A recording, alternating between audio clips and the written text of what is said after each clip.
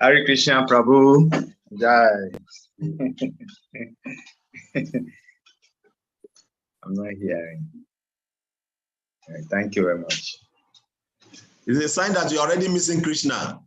Thank you. Thank you, Prabhu. And I'm missing you also. I'm missing you also.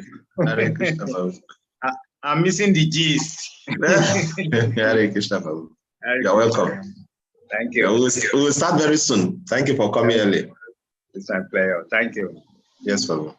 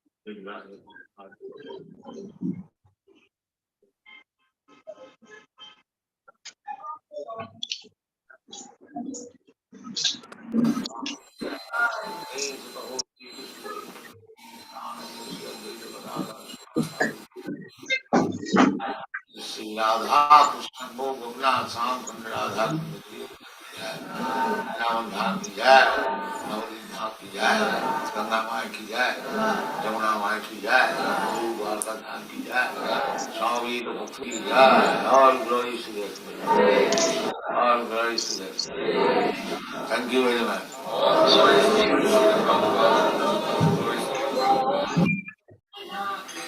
Thank you very much, Prabhu. They sound very clear now. Thank you. Hare Krishna. Can you hear me? Can you hear me? Yeah, we can hear you now. Yes, Prabhu. Okay, fine. All right. It's we're welcome to today's Bhakti Vaibhava studies for the 6th day of February 2023. Fortunately, most of the students are not here yet. So, what do you intend to do, Prabhu? Yeah, we'll start. We'll start, and we'll just continue like that. We have to reward Prabhu for coming early. Yeah, yes. Not even Prabhu is the best student when it comes to attendance. Yeah. The reward of coming early is to start when he's here. And those who are coming late, they will join us. Thank you. Yes, Prabhu. So let me start. Om Namo Bhagavate Vasudevaya. Om Bhagavate Vasudevaya. Om Namo Bhagavate Vasudevaya. Narayanam Namaskrityam Naranchaivam Narottamam Devim Saraswatim Vyasam Tato Jayamudirayet Nashta Prayesha Badreshu Nityam Bhagavata Sevaya Bhagavati Uttama Shloke Bhakti Bhavati Naishtike Dadarajastamo Bhava Kamalo Badayaschaye Chaitayitana Vedam Sitam Sati Prasidati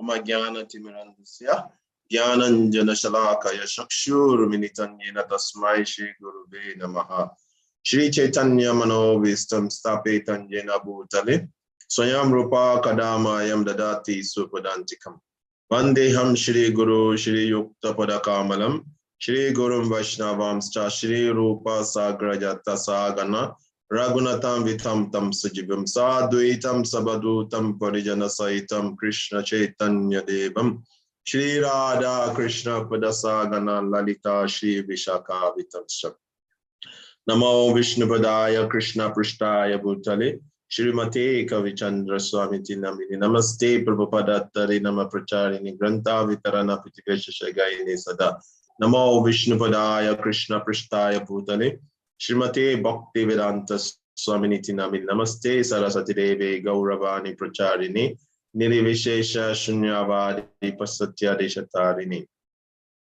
Namo Mahavadaya Krishna Pramapadayate Krishnaya Krishna Chaitanya Namine Guru Tishe Namaha Panchatattvamakam Krishna Bhakta Rupa Swarupakam Bhaktavatara Bhaktakyam Namami Bhakta Shaktikam E Krishna Karuna Sindhu Dinabandhu Jagapate Gopisha Gopika Kanta Radha Kanta Namostute Tapta Kanchana Gourangi Radhi Vrindavaneshwari Vrishabhanu Suti Devi Pranamami Hari Priye Vanchakapa Tarubhyascha Kripa Sindhu Vyai Bacha Patitanam Pavanebhyo Vaishnavibhyo Namo Namaha Jaya Shri Krishna Chaitanya Prabhu Nityananda Shri Advaita Gadadara Shivasadi Gaur Bhakta Vrinda Hare Krishna Krishna Krishna Hare Hare Hare Rama Rama Rama Hare Hare Hare Krishna Prabhu. You're welcome, Prabhu. Thank you very much for coming early. We really appreciate.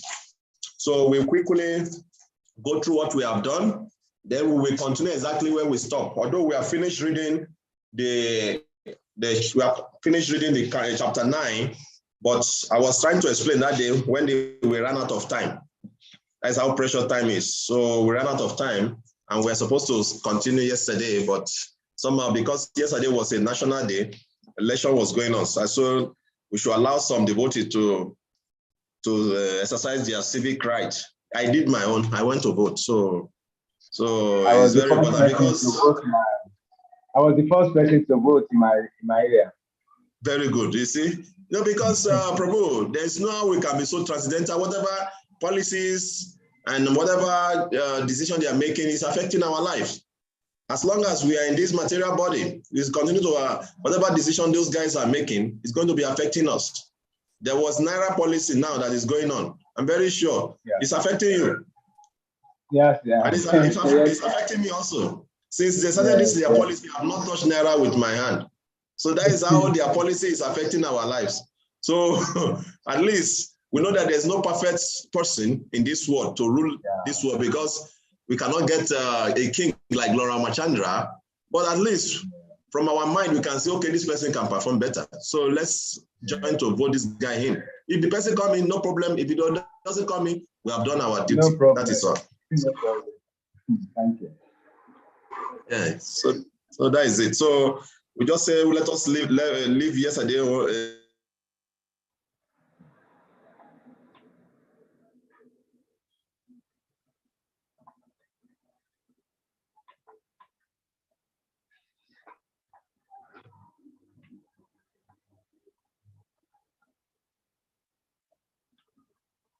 Hare Krishna. So we did. Hare Krishna, can you hear me? Yeah, we can hear you now. Yes. Break. Oh, okay, it's internet. Yes, so I was trying to summarize the chapter 9 from unveiling the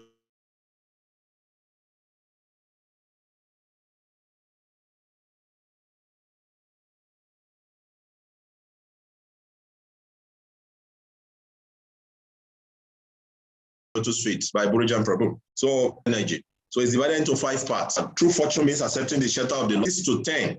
Part 2. Those unable to accept the shelter of the Lotus Suite. We read all this. And the test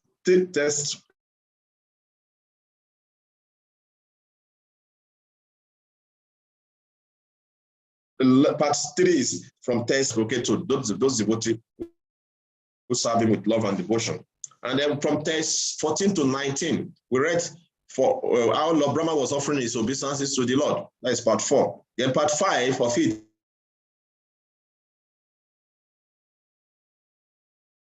is from test empowerment to create.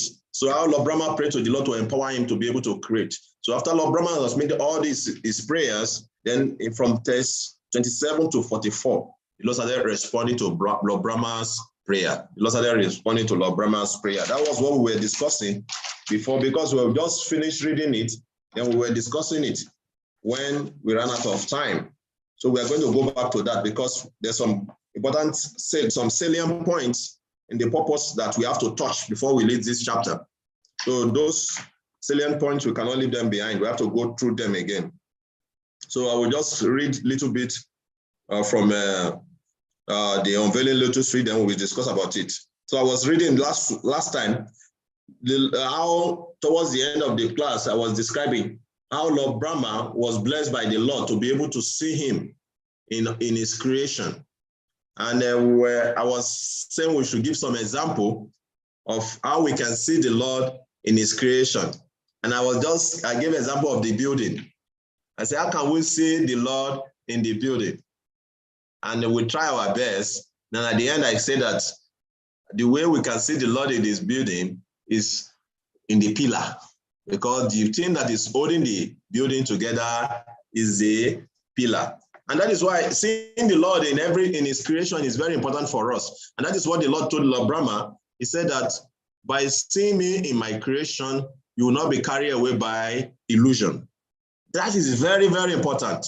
And that is why the Lord was telling Lord Brahma, it blessed him that you will be able to see me in my creation. By doing this, you will not be carried away by the illusion of creating. And that is why we see in the Bhagavad Gita, when Krishna was talking to Arjuna also, Krishna was educating Arjuna, how Arjuna can see him in his creation. Very, very important.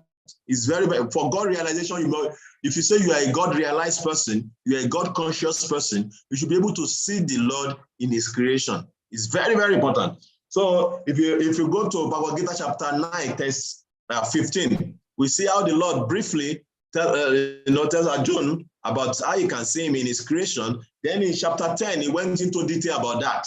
We read from chapter 10, verse 19, towards the end. Of this I am this, of this I am that. And the Lord continuing again, like that, till the end of chapter 10, where he now told him, well, what is the need of telling me all this? With little part of my greatness, I covered the whole universe. So there's no need for telling you, but this is who I am. Then in chapter 11, the Lord now show Arjuna the practical aspects of how you can see him in the creation. He showed him the universal form, where Arjuna was be able to sit one place and he saw everything that the Lord has been showing him. I'll be telling him. So that is very, very important. And that is what he said. The Lord tells Brahma when he absorbs himself in devotional service, he will see him within himself, in all living entity and throughout the universe, because he's situated in all those places. Just as the fire is contained within the wood. For just a quick one, the fire is contained in the wood. We all know that if you put fire in the wood, the fire will start burning. Because if there's no fire in the wood, fire will not come out. fire will not come out. But the fire is lying in the wood in a very inert form. And that is the example, the analogy the Lord is using. Just as the fire is in the wood. So that is how the Lord has pervaded his creation also. The Lord is in his creation. So the same thing also, we have to be able to attain the knowledge for us to be able to see. But by engaging in devotional service, naturally we can come to this level. So I will continue. So the Lord says, Brahma, all also see that the universe. Sorry, Pabu, can you give me a call? I may like to share some of the purports. Oh, thank you. He said, only in that state of transcendental vision will you be able to free from all kinds of illusion. That is it. Only by seeing the Lord in his creation. So that is why, as a devotee, it's very, very important to be able to connect whatever we are doing to the Supreme Lord. Very, very important. Because anything that we are unable to connect, it will distract us from remembering Krishna. That is simply what the Lord is telling Arjuna, telling Lord Brahma, that only in that state of transcendental vision will you be able to free from all kinds of illusion. This is the importance of seeing the Lord in his creation. Then Srila Prabhupada purports from text 29 to 32 contain both instruction and reassurance for those entrusted with the Lord's service. So we're going to study from this purport from 29 to 32, because dear Prabhupada is giving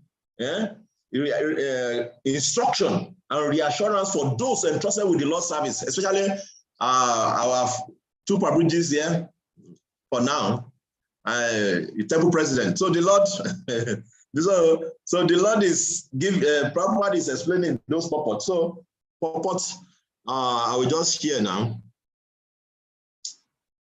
The first one is the 29.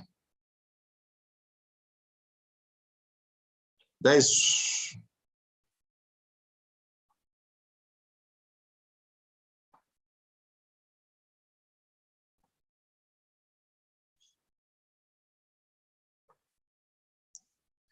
but we want to read the purport.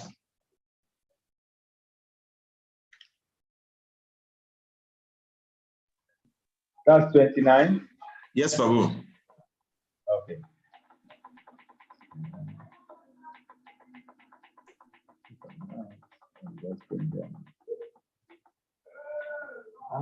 Is it okay? Okay, let me read from the screen. Yeah, please. Any person authorized by either the Lord or by his bona fide representative is already blessed, as is the work entrusted to him. Of course, the person entrusted with such a responsibility should always be aware of his inability and must always look for the mercy of the Lord for the successful execution of his duty.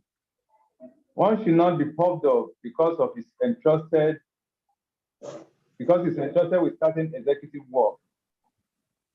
Fortunate is he who is so entrusted, and if he's always fixed in the sense of being subordinate to the will of the Supreme, is sure to come out successful in the discharge of his work.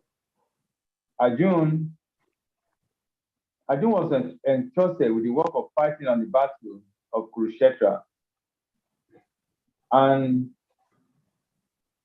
before he was so entrusted, the Lord had already arranged for his victory.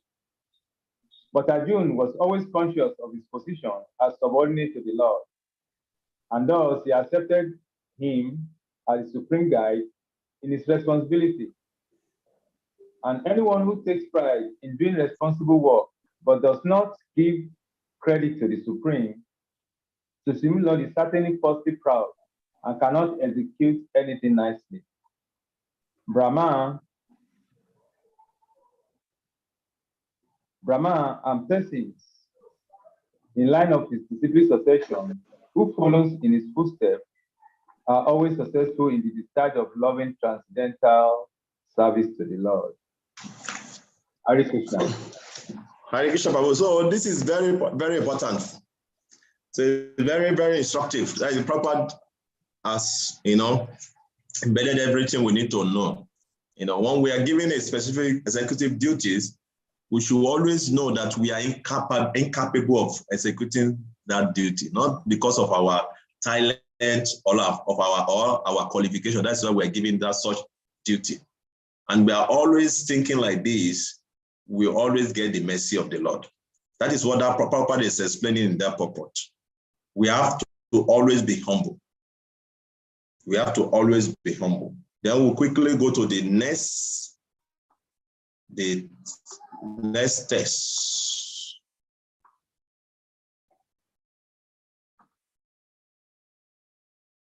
This one is test 30. I put it together with the purport.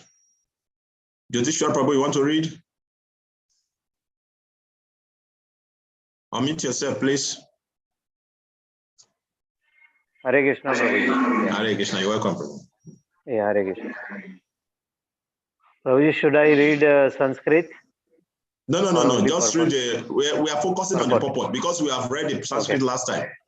Okay, Prabhuji. The purport 30. Yes. The mercy, yes. the mercy the Lord bestow upon a particular person engaged in executing the responsible work entrusted unto him is beyond imagination, but his mercy is received due to our penances and preservation in executing devotional service. Brahma was entrusted with the work of creating a planetary systems. The Lord instructed him that when he meditated, he would very easily know where and how the planetary systems must be arranged. The directions were to come from within, and there was no necessity for anxiety in that task. Such instructions of Buddhi Yoga are directly imparted by the Lord from within, as confirmed in Bhagavad Gita 10.10.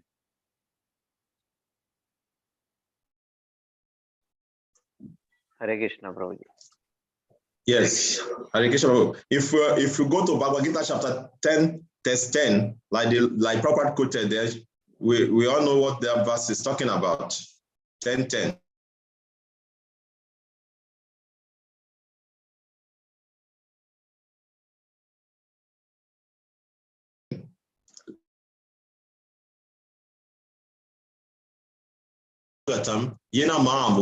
The understanding by which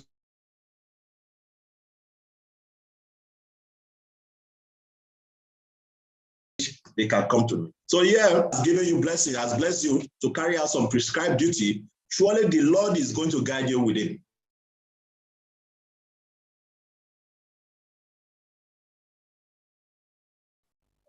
But yeah, Prabhupada said perseverance in executing devotional service. This is very, very important point we should take note of. His mercy is received due to our penance and perseverance in executing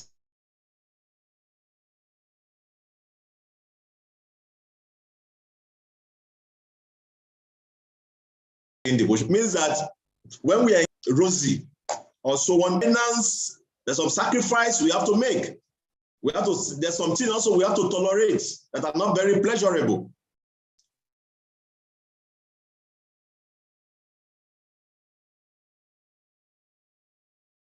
Why do we engage in our devotional service?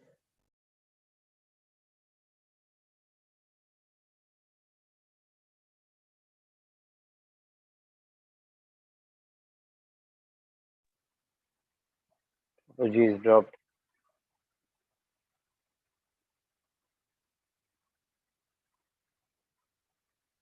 Anyone hearing me? Yeah, Prabhuji, your voice dropped. Yes, your voice dropped. Now we are back. Wow, for more than 1 minute. Yeah, that's about 2 minutes.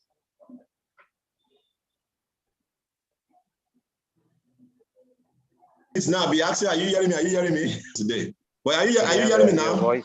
Your voice Yeah, we is can going hear you. off and on, but now is on. breaking. My internet. It's okay now? Yes, Prabhuji, now is okay. Dave.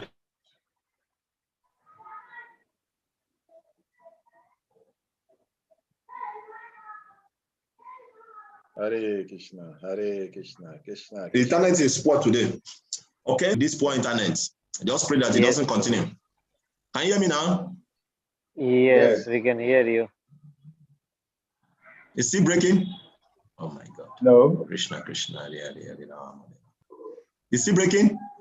No, Prabhuji is Okay for okay now.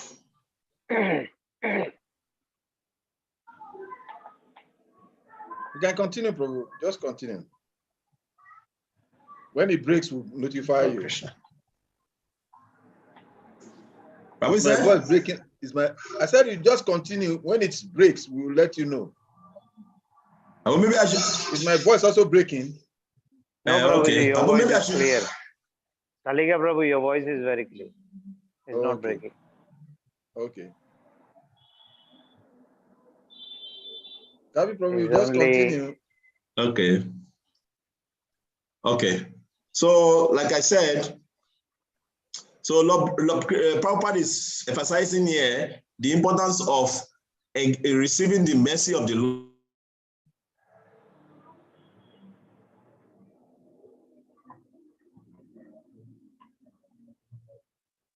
And how can we receive such mercy? Our devotional service. In the text, it is mentioned that Brahma, situate yourself in penance and meditation and follow the principle of knowledge to receive my favor.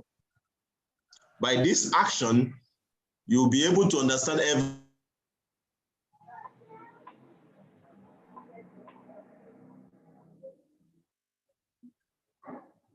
everything from within your heart. You see, service and meditate on the Lord. When the Lord is pleased with us, then the Lord within our heart.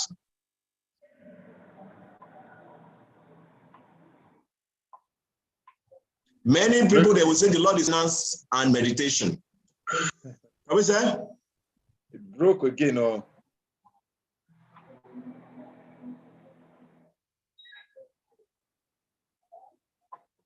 you are up now. This internet is going to be difficult. Maybe you should log out and log in again so that probably it will improve. Yeah, you're off for 1 minute, then you comes back. The network is like that. Maybe you refresh your network and then see whether it improves. Hare Krishna. Right.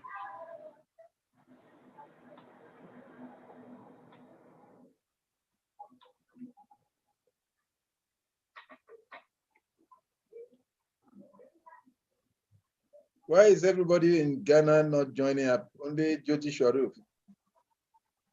Prabhuji, no idea. No idea. There is no election still. There is a problem here. No election in Ghana. Even those of us at the election, we attend.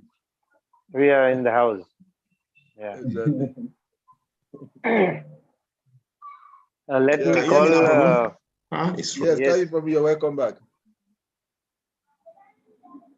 But I should just go and use Prabhu song. Hare Krishna. Maybe Prabhuji, you can off your video for some time and just audio so that maybe the network will sustain. Yeah, bring the. Okay. You are using your internet, Nabi. It will reach here. Oh, I didn't talk. Sorry, Hare Krishna, are you hearing me? Yes, Prabhuji, we can hear you clearly. Okay. I said, let me borrow Prabhu's computer. The Prabhu is here. He's giving me his association here. We are lucky. Is it clear now? Yes. Okay. So, like I was reading Prabhupada mentioned very nicely in the purport. And if you look at the text 30, very, very important, we should take note of that. Text 30, the verse, and what Papa mentioned in the purport. If you look at text 30,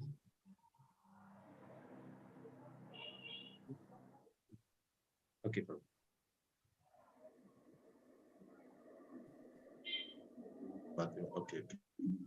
Okay.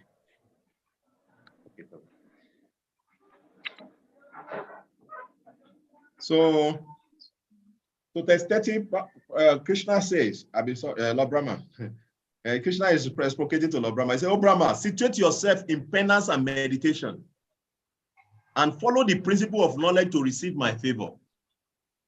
Very, very important. Situate yourself in penance and meditation and follow the principle of knowledge to receive my favor. By this action, you will be able to understand everything from within your heart. So for us, how can we understand this? How can we practically apply this in our life? It's very simple. Srila Prabhupada has given us, Srila Prabhupada has given us the 4 regulative principles. Hearing, the 4 regulative principles, that is no meat eating, no fish, no egg, no intoxication, no illicit sex, no gambling. Chanting of minimum of 16 rounds every day. So if we follow this instruction given to us by Srila Prabhupada and reading Srimad Bhagavatam or Bhagavad Gita every day, we are going to get the same blessing Lord Brahma is getting from Krishna. Because Krishna mentioned here, he says, you should situate yourself in penance and meditation and follow the principle of knowledge to receive my favor. So only by engaging in pure devotional service to the Lord, according to the guidelines of the acharyas, we can receive the favor of the Lord. And from that, we can get direct instruction from the Lord, either within or from the spiritual master. So it's very, very important, especially those of us who are in position of leadership. It's very, very, very important. So I will continue. So we are going to read the text 31 again. The purport of text 31 is very short also. Prabhu, Prabhu, want to read, please?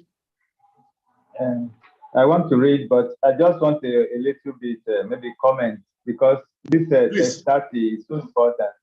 So okay, please. Please go ahead.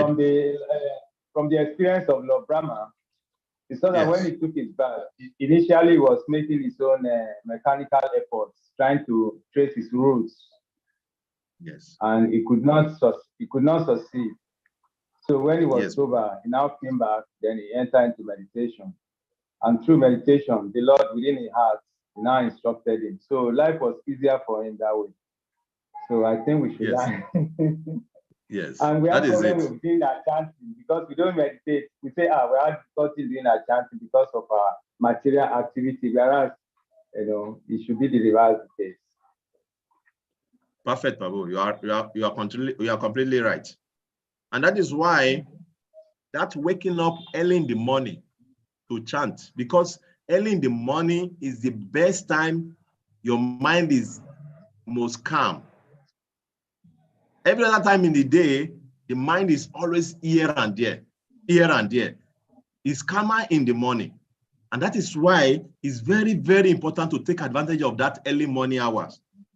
Like from 3 o'clock, 3 a.m. to 6 a.m. The mind is very calm at that time. So it's best time for us to follow this instruction of meditation by chanting the Hare Krishna mantra, because that is the yoga dharma. So if we are able to do that, we will get the same benefit that Lord Brahma is getting by meditating on the Lord. Thank you very much, Prabhu, for that wonderful contribution. Any other comments or question or contribution? We should continue. Okay. So 31, translation. Okay, Prabhu. Oh Brahma, when you are absorbed in devotional service. In the course of your creative activities, you will see me in you and throughout the universe. And you will see that you yourself, the universe, and the living entities are all in me. So the purpose Well, is decided here by the Lord that during his daytime, can I continue? Yeah, please continue, Prabhu. It is cited herein by the Lord that during his daytime, Brahma will see him as Lord Sri Krishna.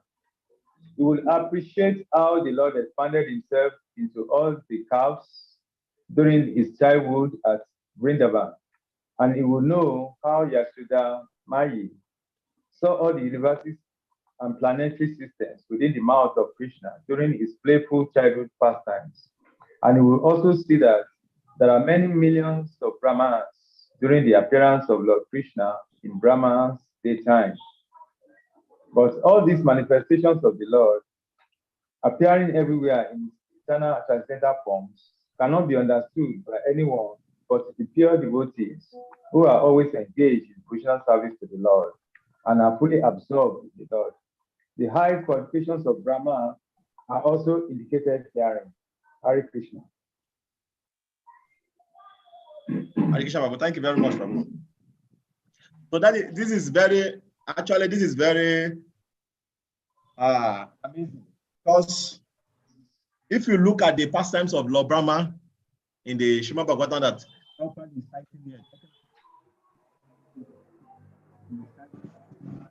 those pastimes, we could see that Lord Brahma became bewildered also. How? And also, there's another time cited in Chaitanya Charitamrita of Lord Brahma, when Lord Brahma went to Dwarka to visit Krishna. And he became puffed up again. And he was asking Krishna that, when Krishna asked him which of the Brahmas, he became puffed up. And he was thinking, why Krishna will ask me this kind of question? Is there any other Brahma other than me? And Krishna made it in such a way that all the other Brahmas from all the universes came. And he is the smallest Brahma because he has only 4 heads. Because his own creation has only 4 dimensions. So according to the direction of other Brahmas, to that amount of direction that is considered the number of heads they have. So he saw Brahma with 10 heads, 20 heads, hundreds of heads, thousands of heads, depending on how big the universe they are controlling is. So he became bewildered. And Krishna made it in such a way that our Brahma was seeing all these Brahmas. But all these other Brahma, they were not seeing him. And they were not seeing themselves. They were only seeing themselves and Krishna. So all the Krishna, you will be able to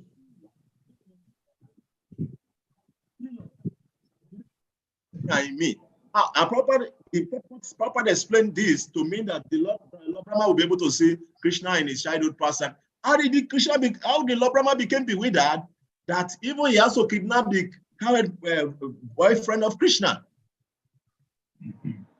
That is the supreme, how powerful the energy of Krishna is. And that is why as a devotee, like again and again, I will continue to remind us, we have to always be humble. Very, very important. We have to always be humble. If Lord Brahma, even Lord Shiva also fall under the same energy. When Lord Shiva heard that Mohini Moti appeared, and they were describing Mohini Moti, and Lord Brahma, if it's my Lord, I will not be bewildered. Then out of that pride, he went to the Lord again. My Lord, I heard the glories of your form that you showed during the churning of the ocean. Can you show me the form again? And when the Lord showed him again, he became bewildered. He started following the Mohini Moti and dropping semen all over the head. He became bewildered. So if Lord Brahma, Lord Shiva, even while performing their duties, they can be bewildered by the Lord. Talk less of us, insignificant hands. Sometimes we become carried away by our positions. That is why we have to be very humble again and again. That is what Prabhupada mentioned in the purport. If we are given executive duties, we have to always be humble, knowing that we are not capable. It's only by the mercy of the Lord. Because only one bewilderment of the Lord is enough for us to be carried away. Only one bewilderment. And that's why we have seen many devotees in the past, great stalwart devotees. Some of the other, they become bewildered, and before you know the heart of the devotional line, you'll be hearing their names in Srila Prabhupada's books. This devotee, that devotee, what he has done, what he has not done, and you will be asking, where is that devotee now?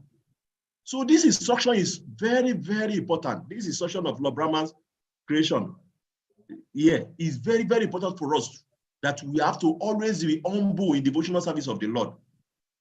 No matter whatever the kind of service we are giving, we have to be very humble. We can see also in the beginning, His Holiness Bhaktipad Kitananda Swami. He was one of the, the topmost disciple of Prabhupada in the beginning.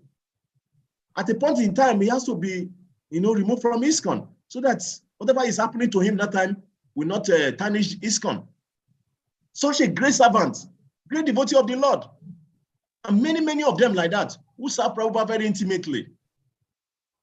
So Prabhupada is always making us to understand that only by the mercy of the Lord, we can overcome the energy of the Lord. Not by our own power. And that's what Krishna mentioned in Bhagavad Gita.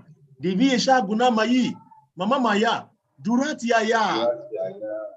Yes. This energy is mine, and it's very difficult to overcome. So we have to always understand our humble position in the creation of the Lord. Especially when we are given executive duty as a service to do. We have to always be humble. We have to it's very, very important. So let's continue to the next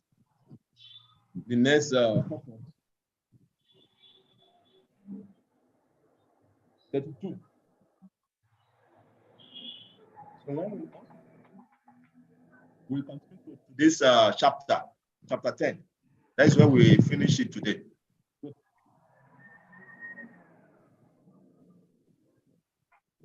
Yodishwa Prabhu, want to read? Yes, Prabhuji, I will Yodishwa read. Prabhu there? Yes, Prabhuji, I am here. Hare Krishna. Yeah. Translation 32. You will see me in all living entities, as well as all other universe.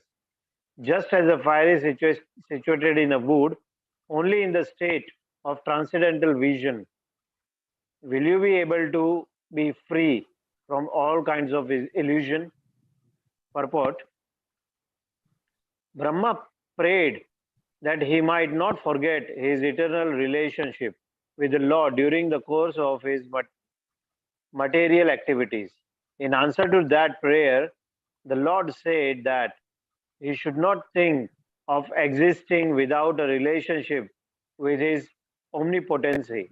The example is given of the fire in a wood. A fire kindled in a wood is always the same, although the wood may be different types. Similarly, the bodies within a material creation may be specifically different according to shape and quality, but the spirit soul within them are not different from one another. The quality of fire, warmth, is the same everywhere, and the spiritual spark, or part and parcel of Supreme Spirit, is the same in every living being. Thus, the potency of the Lord is distributed all over his creation. This transcendental knowledge alone can save one from the contamination of material illusion. Since the Lord's potency is distributed everywhere, a pure soul or a devotee of the Lord can see everything in relationship with the Lord, and therefore he has no affection for the outer coverings. that pure spiritual conceptions make him immune to all contamination of material association. The pure devotee never forgets the touch of the Lord in all circumstances. Hare Krishna. Hare Krishna, Prabhu. Thank you very much. So, Dr. Prabhu, can you explain what do you understand by this purpose purport? Yeah, Prabhuji. Prabhupada here is trying to explain I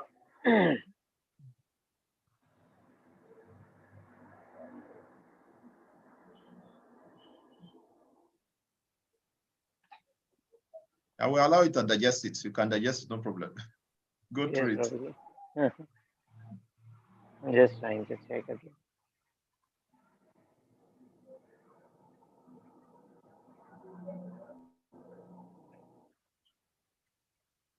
So meanwhile, others can be going through it also, because we are going to talk about it also. It's very, very important purport we are treating here.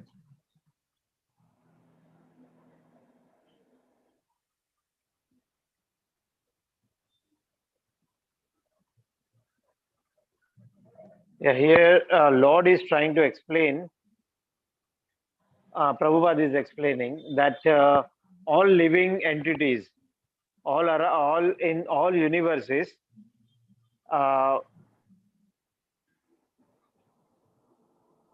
Lord is situated in all living entities. I mean, in all the universes. Okay. And Prabhupada has given example here of a wood. Like there is fire already in the wood, and the same way the souls are the same in all the living entities. There is no difference in the soul. Thank you very much. Prabhuji. Are you okay with that? Okay. Madhavan Prabhu, please, you want to say something? Hare Krishna, Prabhu. Hare Krishna. What I would like to say is that, as devotees, we refer to ourselves as Prabhu, or Hare Krishna. That's our greetings. So, in essence, we are not greeting ourselves, but the Krishna that is within us. So, and this text is also making us to understand that all the living entities, Krishna is inside them, just like we have fire inside the wood, even though wood can be of different material or different shapes, but the quality of the spiritual entity inside is the same. So we are fragmental part and parcel of Krishna. And so we should be able to see Krishna in every living entity. And so like that, we will see him. And then it will affect our relationship with people as well, how we relate with people. So this will free us from, make us immune to material contamination.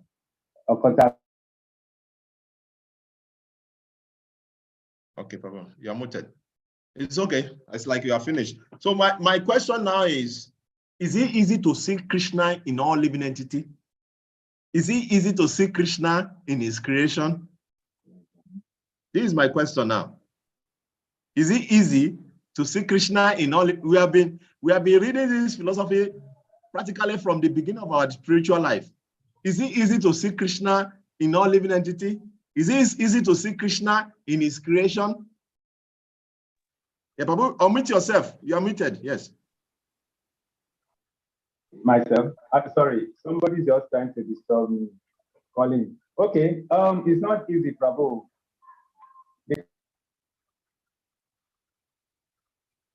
Somebody is trying to call Prabhu. You are muted again. Yes, it's somebody trying to. I normally I used to lift some people to the temple, so they are trying to call me if we are going to. Okay. Okay, today temple program. It's all right. Yeah. Any other contribution? Is easy? How easy to see Krishna in all living entity? It's not easy, Prabhu. It's not yes, easy, yes, Prabhuji. Unless very we good. humble. Salika Prabhu want to contribute. Please, Prabhu, go ahead. No, go ahead. Jyoti Sharif, continue. Let him finish. No, It's all Prabhuji, right. it was a small comment. I was saying that it is not easy. It is not easy to see Krishna in every living entities or everyone. We know this philosophy, but even though we know, still we can't see. So for that, we have to be humble, very, very humble. When we try to Very be good. humble, then at least we will try to see Krishna in everything. Otherwise, it's not possible, Prabhuji. Very good. Hare Krishna. Very good. That is a very nice one. That is a very nice one. Yes. Yes, Prabhu, Salika, Prabhu, please go ahead. Yeah, I was just going to contribute that Lotita Mahaprabhu has given us the philosophy of Achintya Beda Tattva. Krishna is simultaneously very, very easy to see and at the same time extremely very difficult to see everywhere. It all depends on if we're able to see Krishna in ourselves. So the beginning of seeing, one cannot see Krishna anywhere, everywhere, unless he sees Krishna in himself. So that is why this spiritual life starts by self-realization. Then when one realizes himself to be not other than a fragmented part and parcel of Krishna, then it becomes easy to see Krishna everywhere because he understands I'm not Ishvara, because the general tendency is that we always see ourselves as the controller of ourselves because we're thinking on the bodily consciousness of life. So, but when we rise above the body concept of life, when we come to the Zero Tattva or the level of the soul, when we're able to see ourselves as part of a supreme whole, then at that level, it becomes very easy to see Krishna everywhere. So that's what Prabhupada is trying to explain in the purport when he was explaining that the fire kindled in wood is always the same, although the wood may be of different types. Similarly, the bodies within the material world are different, but the quality of fire and warmth is the same everywhere. And the spirit spark, or the part and parcel of the Supreme Spirit, is the same in every living being. Thus, the potency of the Lord is distributed all over his creation. So if one is able to come to that realization of seeing himself as a soul, then it becomes easy at that level because you can see the multiple of living entities as they are connected to Krishna.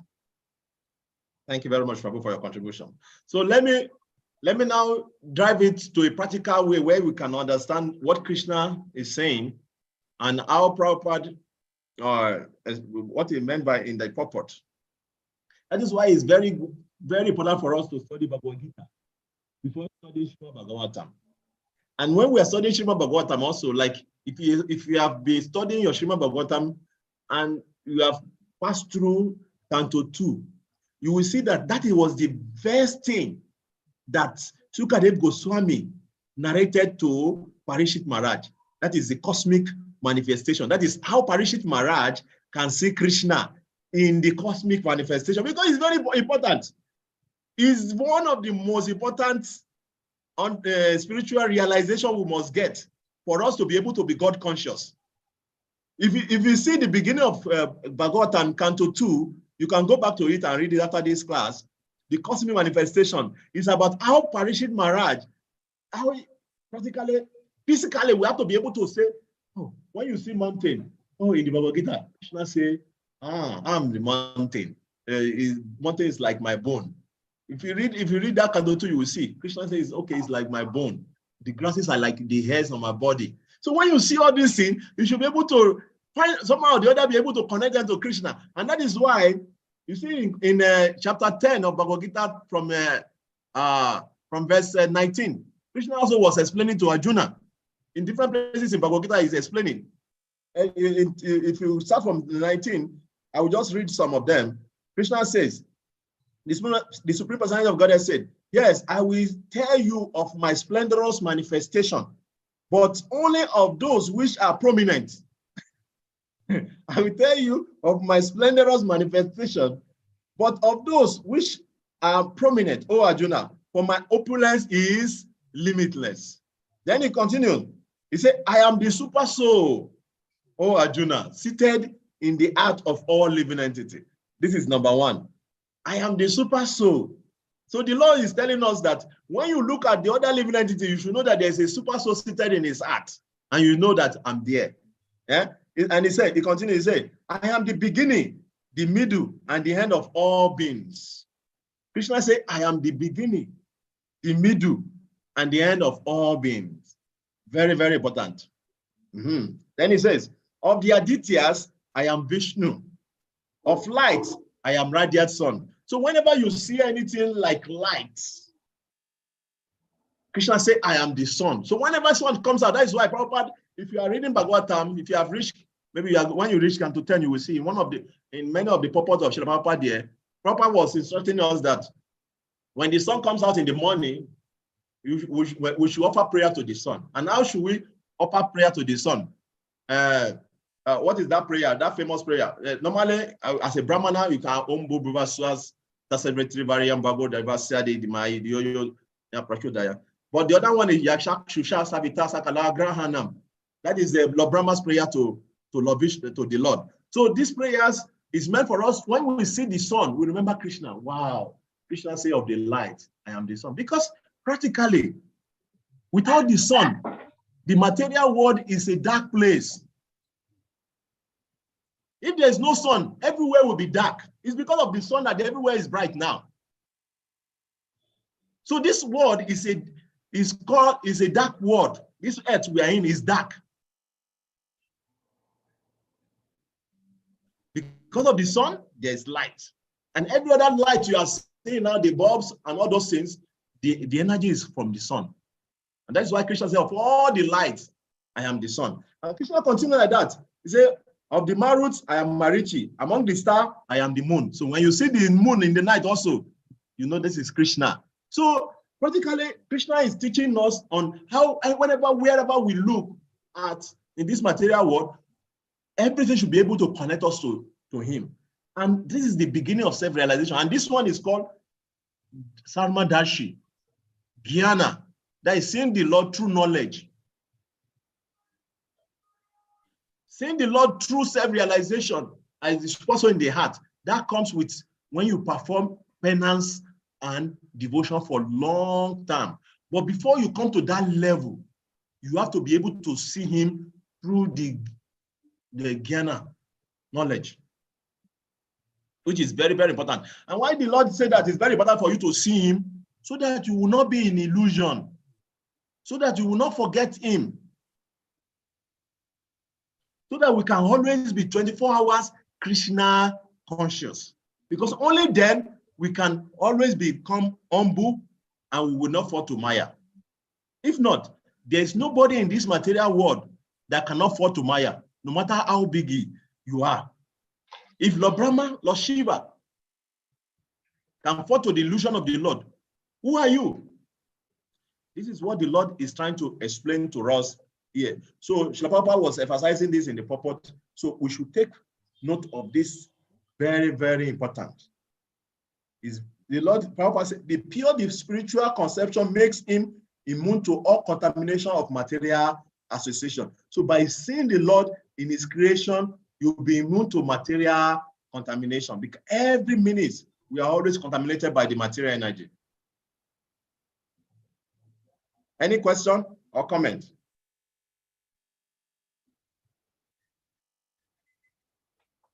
And oh yes. Oh, Yaduna Prabhu, please unmute yourself. You're welcome. Yeah. Thank you very much for this wonderful explanation. It touched me directly because Bhagavad Gita have explained, according to your analysis, explanation, how we can see Krishna everywhere and everything. So Bhagavatam, which you quoted also, second canto, have explained all these things. But in our day-to-day practical life, why are we not expressing this in our reaction to things that are happening? Why are we not putting this into practice? Are you there? Can you hear me? I can hear. I'm hearing you, but your line is breaking. That's my question, please. Very good. Yeah, it's a very important question. That's what I'm saying. there are two kinds of self-realization, as I was explaining in the beginning. There is the Gyan, try to see the Lord using knowledge. And that is why this Bhagavad Gita is there. Krishna explained everything. Bhagavatam is there. We are trying to see the Lord through knowledge. That is the beginning. Then we have to move to the highest level, which is realizing them practically. Only then we can be able to practicalize them in our life. And before we reach that level, Guru Maharaj shared one video one day. Me also have seen the video. And this man is a pastor. So he was explaining what Namaste means. And that is why Madhuma Prabhu was explaining, that's why we greet ourselves Hare Krishna. Why do we greet ourselves Hare Krishna? It's to remind ourselves of Krishna. Hare Krishna. Is Hare Krishna a greeting? It's not a greeting. But we are chanting Krishna's name so that we can remind ourselves Krishna.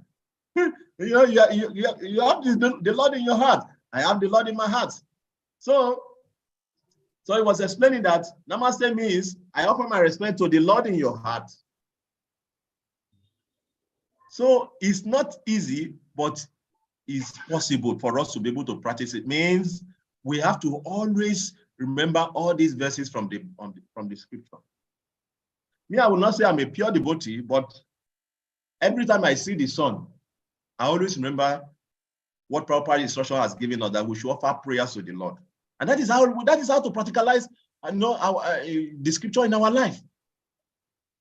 When I see a beggar, before studying this our books, when I see a beggar, I look at them as someone as if they're disturbing me. But now, when I see them, I feel compassion. Because me also, I don't like to be in that position. So in my heart, I will say, oh my Lord, please help this person. There's nothing I can give him that can help him. So if I have a food, I give him so that he can get him purified. Because somehow or the other, whatever he has done that put him in that position, I don't know. It's between him and the Lord. So I tried to consciously to put this. Guru Maharaj one day, when he was coming to Mayapur, so he now saw one beggar. The beggar came to us. So I was looking. So Guru Maharaj said, do you have any money with you? I said, yes, Guru Maharaj. He said, give him the money. Give him some money in the dam.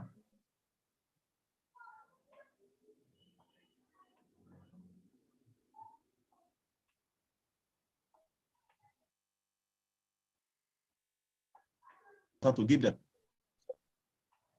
Hello? Hello, Prabhuji, your voice dropped, but it's okay now. Okay. Yeah, it's internet. So what I'm trying to say in essence is that for us, life, yeah, your location is a challenge, I think. Hare Krishna. Prabhuji, can you just tell us again what Guru Maharaj said? Okay, you mean that part? Yes, we missed that part. So Guru Maharaj was saying he was coming to Mayapur that year. So I went to welcome him from the station. So we're coming back together to the dam. So a beggar came to us to beg for money. So Guru Maharaj looked at me and he looked at the beggar. So he said, do you have any money with you? I said, yes, Guru Maharaj. He said, give it to the beggar. So that is how to show our compassion for them. You understand? That if a beggar comes to you and you don't give anything, it makes your heart to become more hard. Because what are you going to be thinking at that time when the beggar is here? Are you feeling disturbed? Or you are thinking, oh, please let me help this person. How can I help this person? And that is how to melt our heart, to have compassion in the heart. So he was saying like that. So what I'm trying to say in essence is that because Guru Maharaj is seeing the Lord in this beggar, many of us we cannot see on that platform. Also, there's other living entity also, the dog, the snakes, all these animals around us. How do we see the Lord there in their heart? Give them some prasadam. Those of them that can take prasadam, you give them prasadam. And that is how we can purify them and get them elevated. So in the essence, to be able to practice this, we have to always try as much as possible to remember these verses in the scripture. And when we are relating with each other, we should relate with each other with love and compassion. Very, very important. We should relate with each other with love and compassion, not competition and with pride. When we relate with each other with love and compassion, then it will be easier for us to be able to remember that the Lord is in our heart and the Lord is in the heart of the person we are relating with. It will be very easy. But when we relate in the opposite direction with pride and competition spirit, it's easy to forget that the Lord is in the heart of that person. Very easy. And that is the only way we can practicalize it in our life every day, by relating with love and compassion. And when we are chanting our rounds attentively, it makes it more easier.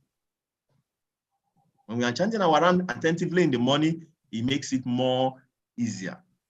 So that is what I can say about that, Prabhuji. Any other thing? Any other thing? Anybody want to add anything to it? Hare Krishna. Hare Krishna. Prabhuji, want to say something? Yeah, it's a beautiful question Yadunath Prabhu asked. It's actually a very reflective one. And as he was asking the question, I was just meditating and reflecting. Actually, there are two sides to his question. One is, why are we not able to? And what can we do to be able to remember the Lord in every circumstances? And I was meditating on the verse, the last verse you read, where Krishna says, Vedanam sama vedosmi, devanam asmi vasasa, indriyanam manas chasmi, bhutanam asmi chetana. The third stanza or the C of the verse, which is indriyanam manas chasmi, that Krishna is saying, I'm the mind. Every of the living entities' activities, our ability to do anything is dependent on the state of our mind. And Krishna says the living entity is characterized by the consciousness in the last stanza of that text. But before that, it says, I'm the mind. So in other words, for one to be able to actually remember the Lord constantly, one has to be able to overcome the mind, because Krishna is the mind. And that is why so much of emphasis is laid on the part of self-realization on the mind, because one has to overcome the mind. And Krishna says in chapter 6 of Bhagavad Gita also, that to become a yogi, one actually has to be able to overcome the mind. Yeah. But then the mind, how can one conquer Krishna? So that is why Krishna is explaining in 7:19, 7:14 that Devi Esa Guna Mama Maya Duratya Mamiya Babadiante Maya Mitam Tarantite, that it is impossible, because when you conquer the mind, you have already conquered Krishna. And so therefore, to conquer the mind, one has to surrender to Krishna. So it is simultaneously one and different is again, because for one to conquer, to want to be able to activate or to be able to act on the platform of Krishna consciousness, one has to control the mind. And control the mind means controlling Krishna. One has conquered Krishna, and to control Krishna, one must surrender to Krishna. So it's an interesting dynamic. So when you're reading that verse of the Bhagavad Gita, we just as Krishna is expressing how himself is the mind of all the senses, that he is the mind. So the mind is so powerful because the mind actually represents Krishna among all of the senses. So that's what I was just reflecting on as he was asking that question. Thank you very much, Prabhu. Any other contribution? Yes, Prabhu, please. Yes. Yes, Prabhu, please. Please, can we go to, if you can go to chapter 10, text 17, Srimad Bhagavatam, Canto 3, chapter 10, text 17. Okay. Yes, in the purport. Just about the. You have already reading ahead. somehow. Yeah. Canto 3, chapter 10, text 17. Okay, text 17. So let's look at the last statement. They said the condition souls. Are you with me? Yes, Prabhu. Okay. Okay. Towards the end. Okay, from the last sentence, or second to the last, they said the conditioned souls are not originally fools, but by the influence of avidya, function of material nature, they are made fools. And thus, they are unable to utilize knowledge in the proper channel. By the influence of darkness, the conditioned souls forget its relationship with the Supreme Lord and is overwhelmed by attachment. That's number one, hatred. Number two, pride. Number three, ignorance and false identification. The 5 kinds of illusion that cause material bondage.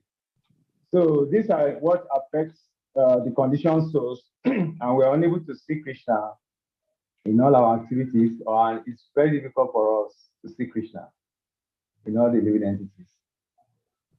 Thank you very much, Prabhu, for this. See, Prabhu, you're already becoming Bhakti Vaibhava. You are buttressing your point with quotation. That is very interesting. By your Thank you. now.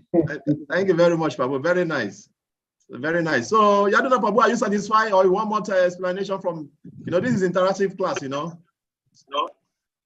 I'm fine, Prabhuji. Thank you very much for that very thoughtful question. So just to add small cream, in the Bhagavad Gita 1858, Krishna says, if you become conscious of me, you will pass over obstacles of life by my grace. If, however, you not walk in such consciousness, but act through false ego, not hearing me, you will be lost. So we are lost in this material world because of not conscious of Krishna. Just what Prabhu just quoted for us now. Thank you very much. So it makes it very difficult for us to be able to see Krishna in everything and everywhere we go. Yes, Joshua Prabhu, please unmute yourself. Hare Krishna, Prabhuji. I just wanted to ask you the incident you share with us in Dham about the beggar. So, Prabhuji, I just wanted to know, it's a personal question. Like, I heard that when actually we can give food or some items to, street people or beggar. But when we give them money, and if they utilize that money in bad thing, that karma also it will share with us. Like if they smoke or drink with that money. So, Prabhuji, is it come again, advice? Because the line was breaking. Hare Krishna, Prabhuji. Can you hear me? The line was breaking. Yes. I can hear you now. Yeah, yes. Okay. I was asking that beggar on the street, if we give them a food or some other items, which I think is okay, but according to my knowledge, I heard that if we give them a money, maybe if they use that money for any other reason like smoking or drinking or other bad things, so that karma also, pap karma, it will be shared with us. So, Prabhuji, what we have to do in that case, whether we have to give them cash or maybe a kind. Very good, Prabhu. It's a very good question. It's a very good question. The thing that is there is that, we as devotees, we are always thinking about the ultimate good of every living entity. You understand? So, but the thing that is there is that, like what you say, I will give a very good example. I remember one time when I was still in Lagos, doing service there. So we went to give food to beggar in a Butemeta. And in this area, normally people don't go there in the night. Only very few people go there. So this time, because we cook late, so we went in the night. Are you hearing me? Yes, Prabhuji, yes, we are hearing you. So we went there in the night. So when we got there in the night, so the road to enter the beggar's house, we saw some of the beggars. and you see some girls surrounding them, and they are touching their body. You know what is going to happen, no? By touching them, they're going to get some money from them, or something else will happen. So this is what happened when they go back to their houses and everywhere. So it's true what you're saying. Some of them will use the money to smoke. They will use the money to drink, some of them. But the thing that is here is that sometimes also, if we can always carry food, prasadam around, is very good. Because just the act of trying to give is what softens our heart. And at the same time, those beggars will become benefited by giving them prasadam. But if you don't have the habit of carrying prasadam around, sometimes you should just close your eyes and give maybe the smallest penny in the cash. Because why? When they come around you and you just try to push them away or do as if they're not there, it makes your heart a little bit hard, like somehow.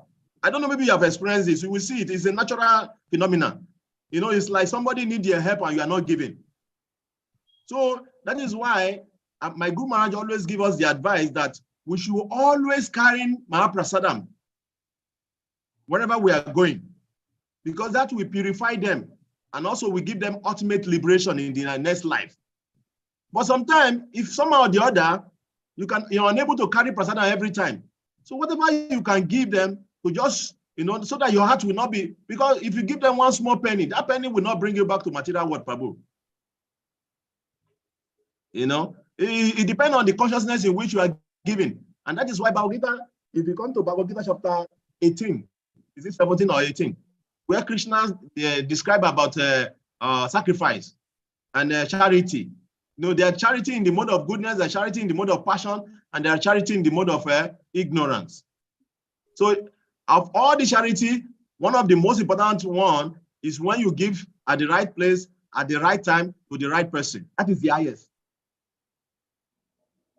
But sometimes, just forgiving, so that our heart will not be hard. If you don't always carry prasadam around, give whatever you have. Very important. It's very important. Okay, so, Prabhuji. but the priority is always carry prasadam to give them. Always arrange to go and give them prasadam, because that will ultimately liberate them. But if you are going and you don't have anything and they come around you and, sometimes they hang around you, they disturb you, you cannot just say, get out of here, get out of here. It's not good. The Lord will not be happy also with you. So those kind of things make our hearts very hard if we do that. And the Lord will not be happy, because nobody likes to beg. Beg is very humiliating process, very humiliating. So those who are begging, somehow or the other,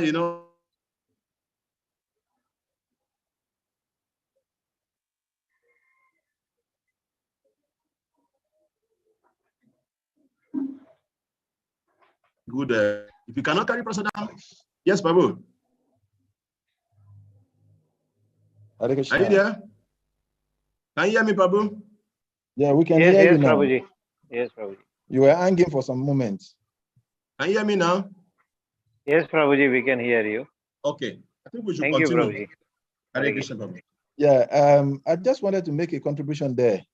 Yeah, it's Prabhu, please go ahead. Yeah, it's a beautiful, because I've had these pastimes of Kavikarnapura Maharaj at least about 2 or 3 times before now. And I also queried and questioned that. And then from several research and questioning, I got some realization. And you touched it, but I think you didn't emphasize much about that, because behind every charity, the consciousness in which one executes the charity is what matters. And one of the answers I got was the quotation of the Bhagavad Gita chapter 9:27, where Krishna says, Yat karusi, yat asnasi, yat juosi, dadasi, yat apas konteya, yat kurushwamat apanam. That whatever we do, whatever we give away, whatever we eat, we should do it in Krishna consciousness. Because at the end of the day, even when we give prasadam or we give fruits, when it is not done in Krishna consciousness. And what is this Krishna consciousness? The consciousness in which we are doing, because we could be doing it and thinking that they are less privileged. So we are in the mood of seeing them as less privileged. Then even while we're doing charity, we are committing aparad. So, but when we realize that this is Krishna's, like the line of discussion we are having, if we see that this are part and parcel of Krishna, and then in the mood of a devotee, we exhibit consciousness of compassion, then it becomes easy, whatever we are giving away, even when those people end up misusing it, we don't get implicated because we did whatever we do in Krishna consciousness. And that's what makes the difference between the devotee's activity and a non-devotee's activity, because the devotee engage whatever he does in Krishna consciousness. Thank you very much, Prabhu, for the wonderful contribution. I'm very sure Jyotishwar Prabhu is very happy with that. Yes, Prabhuji, yes. Thank you very much. So quickly, without delaying, let us go to today's. We're going to talk a little bit about today's chapter. Introduction to today's chapter, that is chapter 10. So I will just quickly go through the whole chapter, how it's divided. Then we'll go to chapter 10, division of the creation. So from text 1 to 9, Brahma acts after the Lord departs. That is from text 1 to 9. The Brahma activity after the Lord departs. And then from text 13 to text 10 to 13, division of creation and time. That is the Lord, we hear about the primary creation. There is primary creation, there is secondary creation. So from text 10 to 13 will be creation. And then from text 14 to 30, that is time's effect on the 10 creations. Time's effect on the 10 creations. There are 10 creations and they have the effect of time on them. So this chapter 10 ends at text 30. So this one we're going to be looking on this chapter 10. So now we're going to start our Brahma after the Lord departs. So in unveiling the lotus feet. Okay, let's read the Sanskrit and verse together for our own purification. Are we there? I'm very close to you. Yes, we are here. Okay. I will start. Then we can take turn and read. So division of creation. Vidura uvacha atarite bhagavati brahmalo kapitam maha rajasa sarja katida daikir manasa vibur. Translation.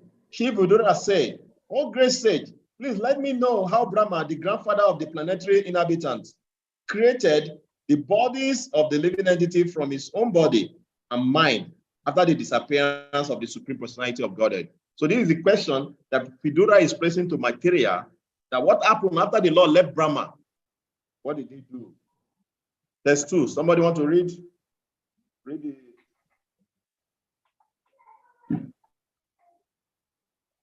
Okay, I read.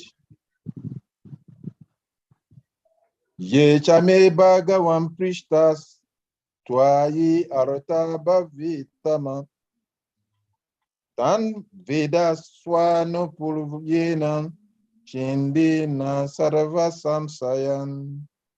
Translation. O greatly learned one, kindly eradicate all my doubts and let me know of all that I've inquired from you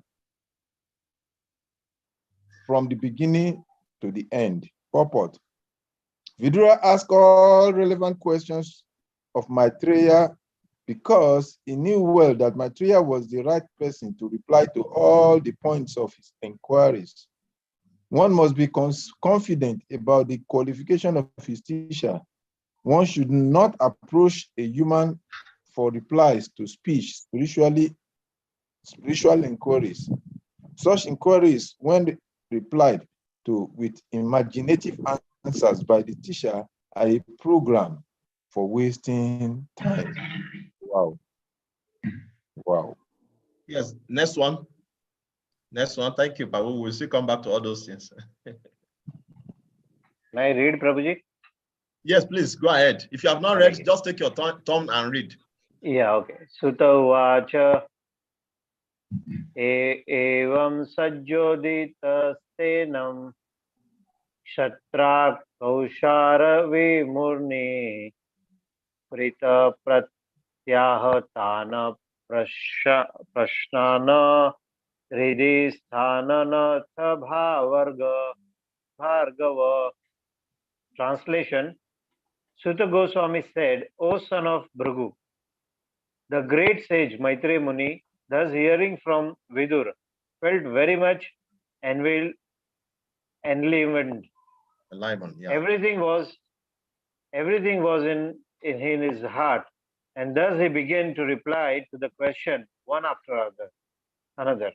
Purport: the phrase Sutta Uvacha, Sutta Goswami said, appears to indicate a break in the discourse between Maharaj Parikshit and Sukadeva Goswami, while Sukadeva Goswami was speaking to Maharaj Parikshit. Sutta Goswami was only one member of large audience, but Sutta Goswami was speaking to the sage of Naimisharanya, headed by the sage Shaunaka, a descendant of Sukadeva Goswami. This, however, does not make any substantial difference in the topic under discussion. Text 4. Maitreya uvacha virichopi tatacha kre divyam varsha shatam tapaha atmani atmanamaveshya yataha bhagavan haja. Translation: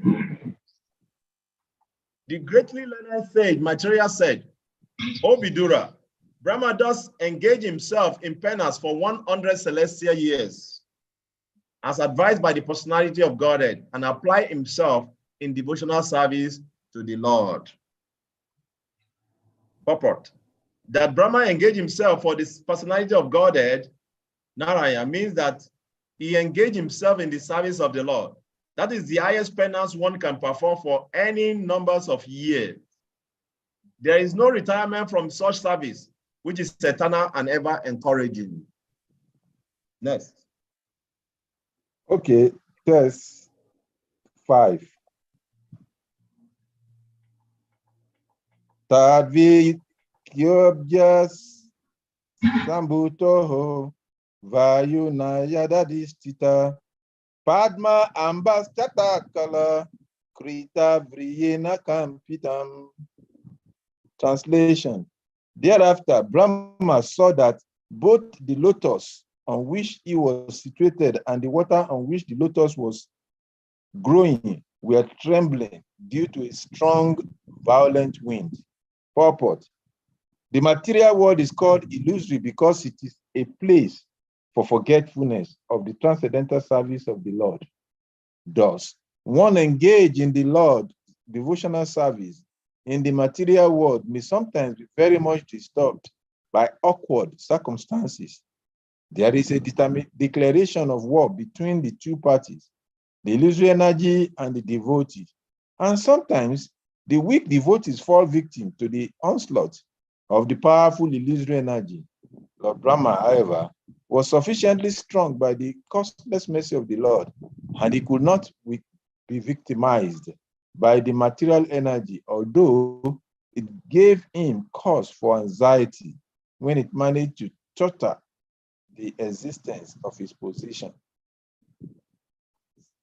Next. Madhuvan Prabhu, you are not reading? Yes, I will read.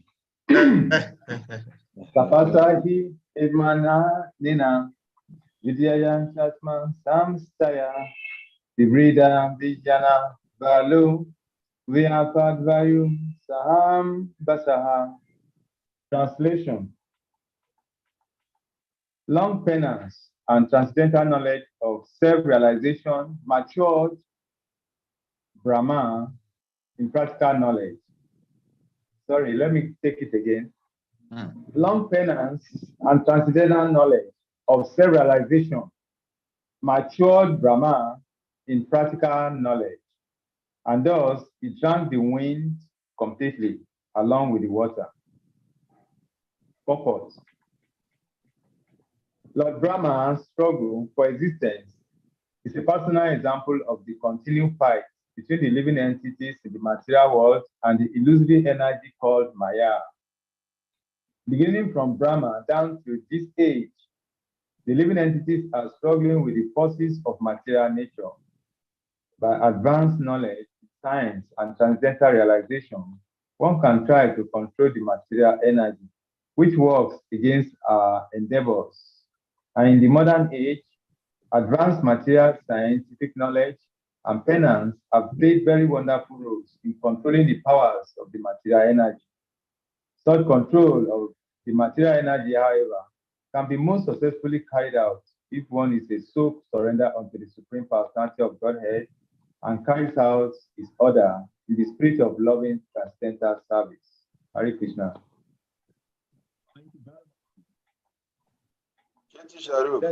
Hare Krishna 7. You have read before me. Oh, are you the one reading now? Yeah, it's Jyoti Sharif next. Madhuma Okay, didn't read please. before. That's why we jump him. Okay, please. Yeah, please. 7. Tadvilokya vivadi vyapi pushkaram yad adhisthitam anena lokan praglinan kalpitasmiti achintyata. Translation: Achintayat. Translation: Thereafter he saw that the lotus on which he was situated was spread throughout the universe, and he contemplated how to create all the planets which were previously merged in that very same lotus. Purport: The seed of all the planets in the universe were impregnated in the lotus on which Brahma was situated. All the planets were already generated by the Lord, and all the living entities were also born in Brahma. The material world and the living entities were all already generated in seedling form by the Supreme Personality of Godhead, and Brahma was to disseminate the same seedling all over the universe. The real creation is therefore called Sarga, and later on the manifestation by Brahma is called Visarga. Hare Krishna. Thank you very much.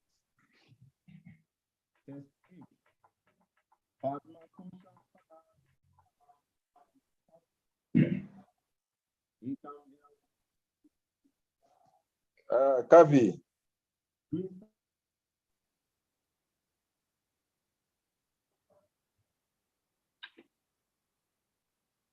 Anytime he looks away, we don't hear him. Maybe it's far from the microphone. Prabhuji, unless you just see front and then talk. Did then you we repeat can again, hear you. Kavi? You were not heard. Okay, thus engage in the service of the Supreme Personality of Godhead, Lord Brahma entered into the wall of the lotus, and as it spread all over the universe, it divided into 3 divisions of words, and later into 14 divisions. Hare Krishna. Final verse, test 9. Test 9. Etavanjiva lokasya samsta beda samasrita dharmasya I anirmetasya vipaka pramasya aso. Translation: Lord Brahma is the most exalted personality in the universe because of his costless devotional service unto the Lord in mature transcendental knowledge. He therefore created all the 14 planetary divisions for habitation by the different types of living entities. Purport: The Supreme Lord is the reservoir of all qualities of the living entities.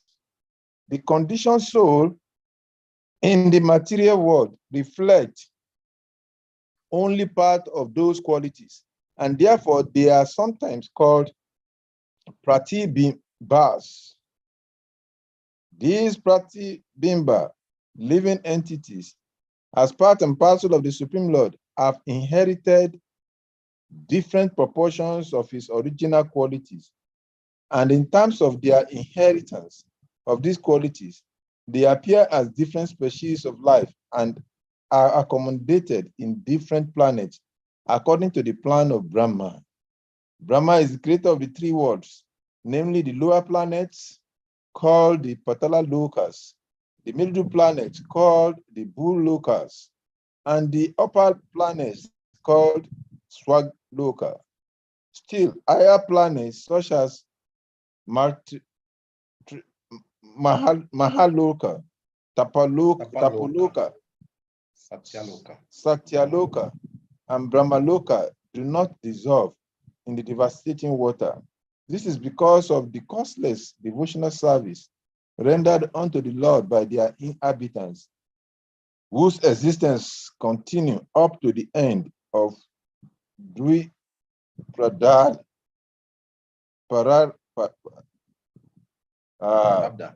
Dwi Pararda time. Pararda time, when they are generally liberated from the chain of birth and death in the material world. Thank you very much, Prabhu. Can you hear me now? Yes, we are hearing you. We are hearing you. Prabhu, thank you very much. So we'll quickly go through explanation from. I cannot see my book. I cannot see. Okay, no worry. Unveiling the Lotus Feet by Burijan Prabhu. This is Chila Prabhupada's disciple. So I'll just quickly read, then we'll focus on some of the purport there, and that is what we will do for today.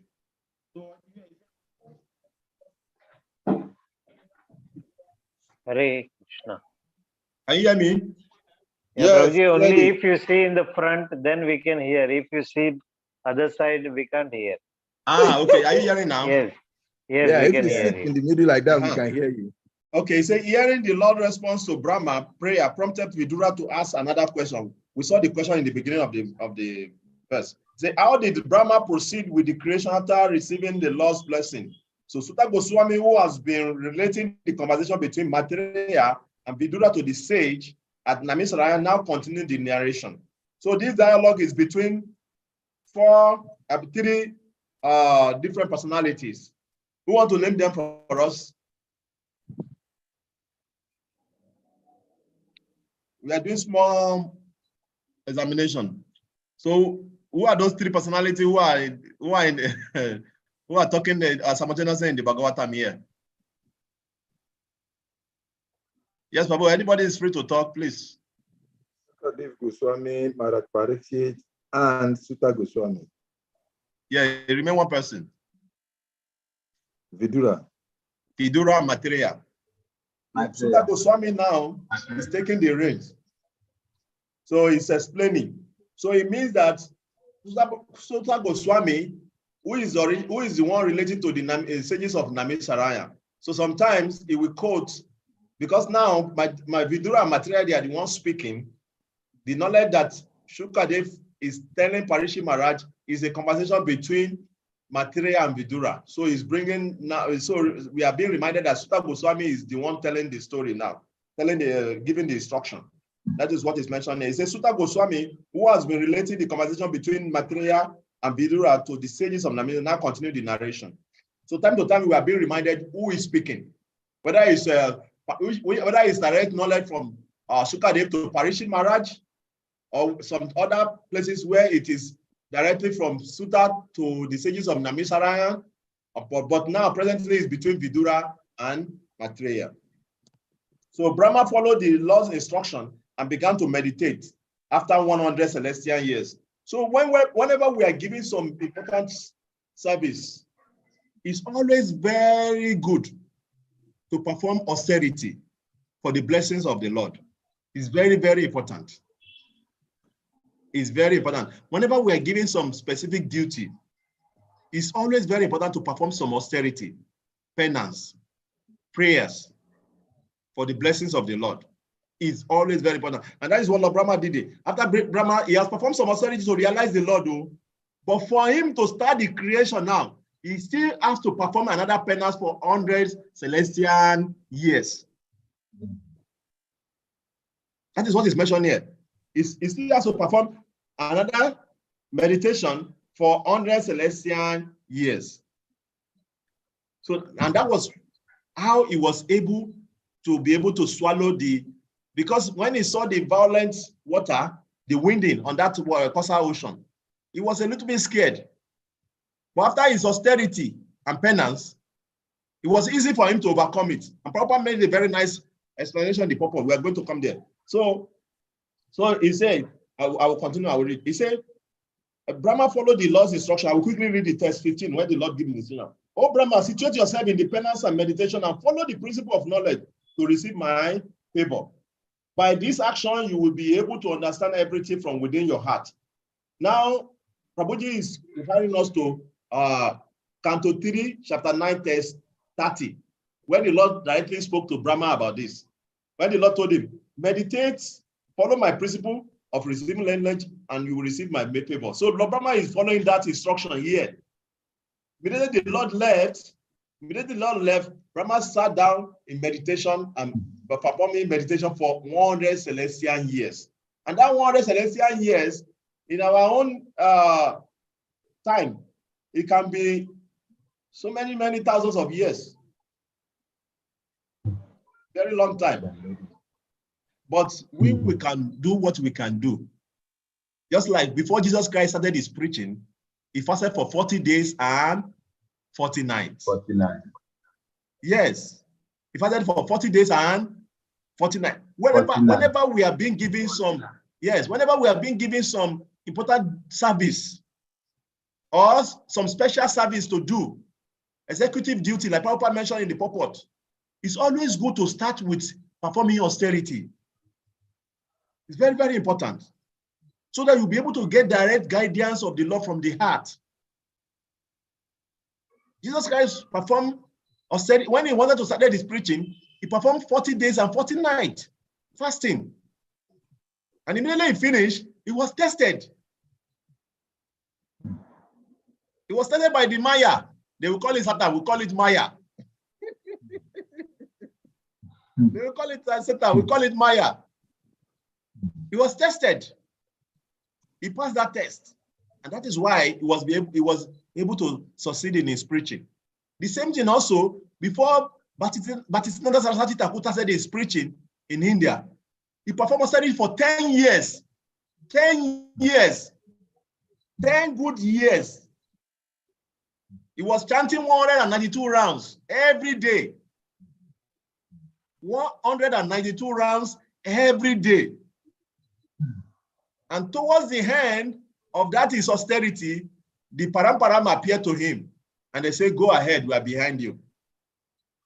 And that is why his Guru Maharaj told him to take initiation. And that is why he went and took his initiation in front of his Guru. Before he started his preaching. And he started that preaching, he saw a Prabhupada came to him. And he instructed Prabhupada. So Prabhupada, when you get money, print books. Go and preach in the Western world in the English language. It took Prabhupada many years for him to be able to carry out this instruction. Prabhupada did not just jump, I want to go and preach in it. No. It took Prabhupada many years. Do you know that Prabhupada went to Benares and he learned Sanskrit also? Prabhupada prepared himself for this final service. Prabhupada learned Sanskrit properly. He was writing books. He was reading the books. He was writing them. He took science. He went to Vrindavan. He was performing austerity in Vrindavan. He was begging for the mercy of Rupa Goswami and all the acharyas. Then finally, when they gave him sign, Prabhupada came to the West to preach. So this is our Paramparam system. This is our Paramparam system. So whenever we are given some executive duty to perform, we should always perform austerity, offer prayers to the Lord, so that, as is mentioned here, The law will directly guide us from within. So I will continue. And it said, and began to meditate after 100 celestial years. The lotus on which Brahma sat, along with the water of the vegetation, began to rock violently due to furious wind. But now Brahma possessed the power and practical wisdom accrued from his devotional austerity and was prepared to act. So because of that austerity and penance and devotion that he has performed, so he was empowered to be able to drown that water and the wind, violent wind, that he was scared of in the first place. So that is the importance of engaging in devotional service, austerity, penance, before carrying out our duty, because the Lord will give us the energy to be able to carry out that duty. Very, very important. Then, by Krishna's empowerment, Brahma quickly drank up both water and wind. He could then see that the lotus on which he was seated has spread throughout the universe. Within the lotus, Brahma could see all planets and living entity in singly form, for the Lord has generated them previously. Brahma then entered the lotus and began his service by disseminating those same seedlings throughout the universe. So because of that is austerity, penance, he was able to see all the things he was not seeing before. Because he was empowered by the Lord by performing that austerity. It's very, this is the lesson we are learning from this part of the Bhagavata, that when we are given an executive duty to perform, when the Lord is giving us opportunity to serve, we have to pray, perform austerity, beg for the mercy of the Lord, beg for his guidance, so that we'll be able to achieve the purpose of that service. It's very, very important. So one might ask, if Krishna is the supreme controller and Brahma was engaged in his service, why should Brahma undergo so much trouble? This is the question that one may ask now. He said, if Krishna is the supreme controller and Brahma was engaged in his service, are you getting the question? Krishna is God, is the supreme controller, and now Brahma is supposed to engage in his service. Why did Brahma also undergo penance and austerity before he started this? So now we have to go to the purport of test 5. Let's go to the purpose of test 5. We answer that question is answered in purport of test 5. Want to read, Prabhu?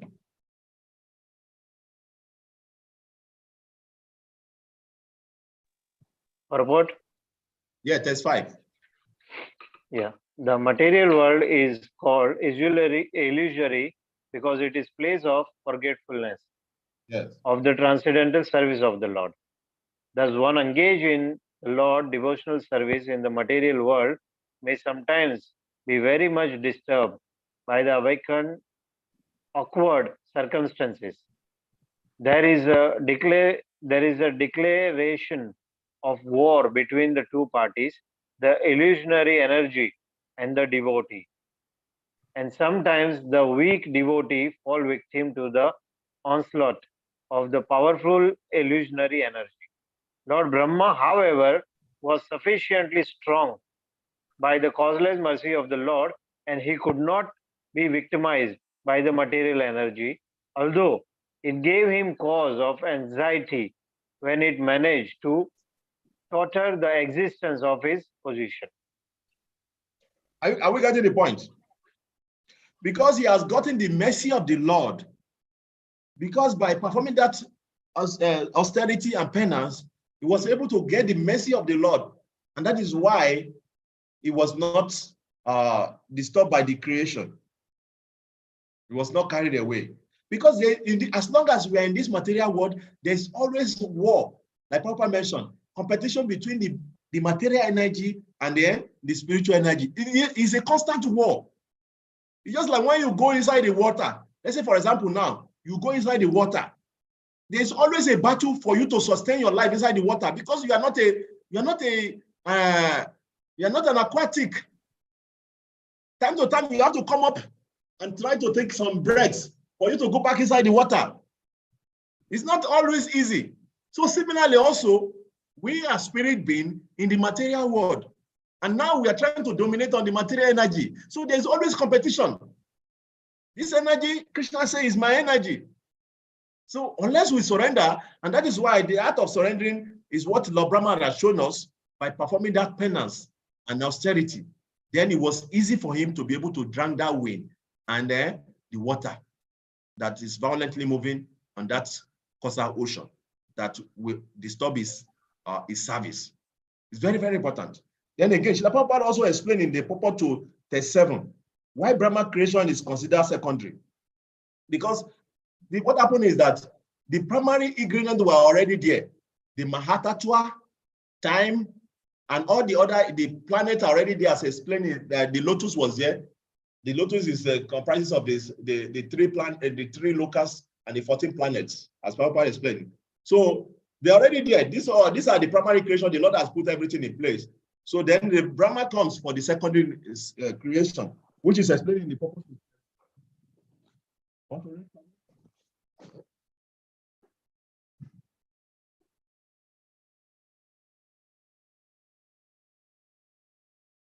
There's 7.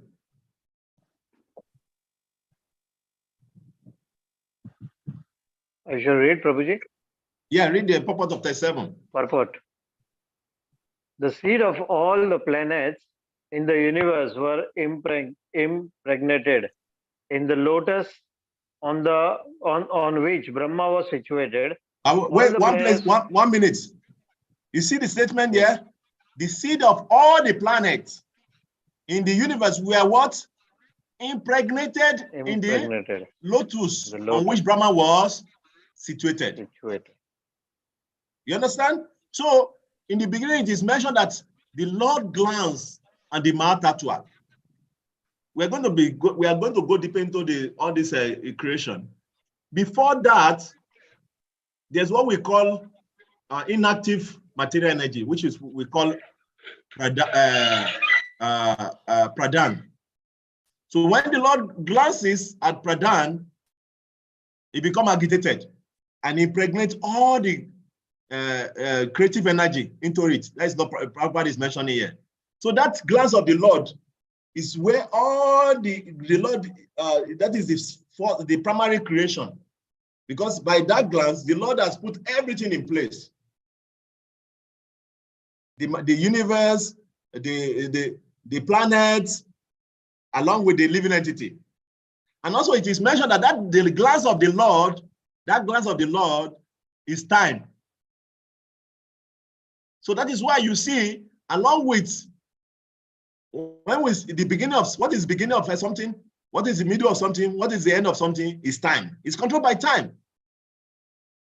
With time, there's a beginning. With time, there is a middle. With time, there is an end.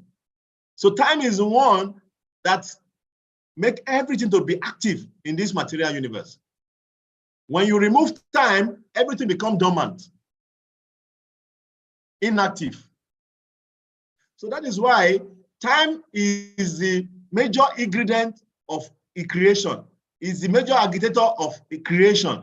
And that is why the next chapter we are going to be treating is dedicated to time.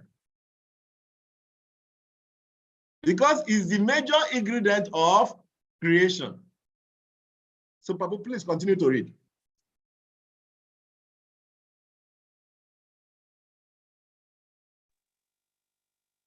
All the planets were already generated by the Lord, and all the living entities were also born in Brahma. The material world and the living entities were all already generated in the seedling form by the Supreme Personality of Godhead. And Brahma was to disseminate the same seedling all over the universe. The real creation is therefore called Sarga, and later on the manifestation by Brahma is called Visarga. Visarga. Thank you very much. So the recreation, the primary creation by the Lord is called what? Sarga. So the second creation is called what? Visarga. And that is done by Lord Brahma. Is it clear? So the primary creation is called Sarga, which is done by the Lord himself. Why? The second creation is when the Lord has put everything in place. It's just like now, let me give you an example. You want to build a house. You put a cement, you put a block, you put a wood, you put a iron, then you call an engineer and you say, okay, you do this. So who has done the primary creation? The person who has provided the ingredient, isn't it? Yes.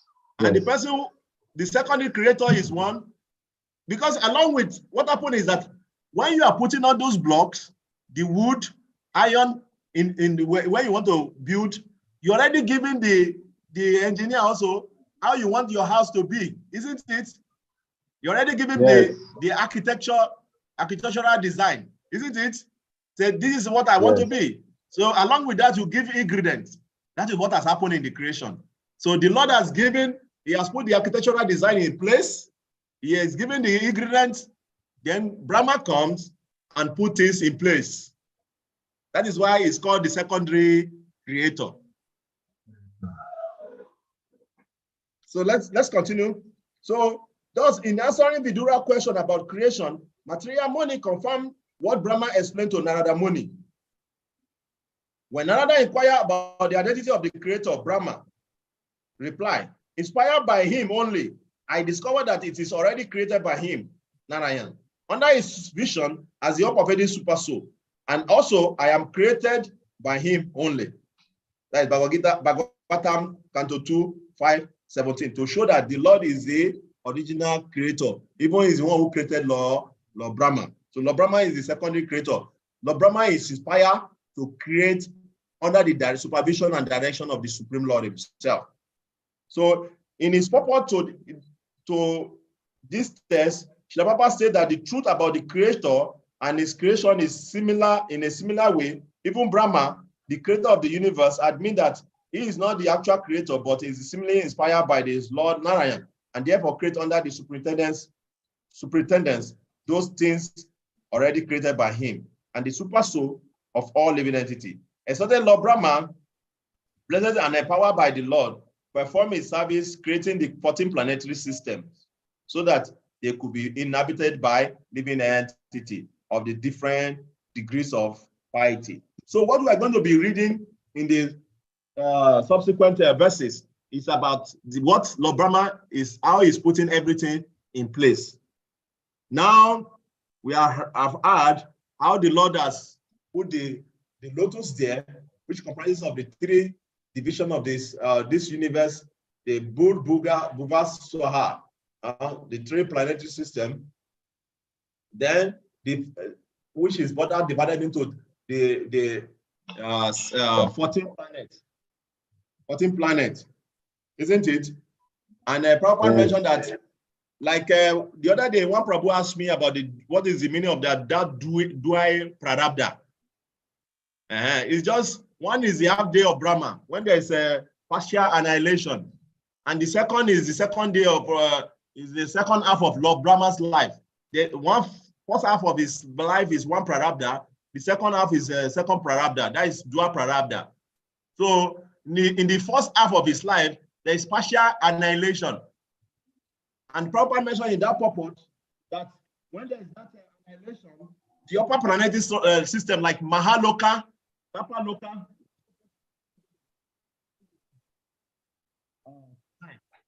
Prabhupada mentioned that the Loka, Satyaloka, and Brahmaloka do not dissolve in the devastation water. That's when there's partial annihilation. These topmost planets, they are not dissolved. And if you read Bhagavatamrita, nicely, Srila Rupa Goswami, Srila Sanatana Goswami explained in Bhagavatamrita, the second one, the part 2 of Bhagavatamrita, who are those who reside in Atapaloka, Satyaloka, and Brahmaloka. Very nicely explained. And that's why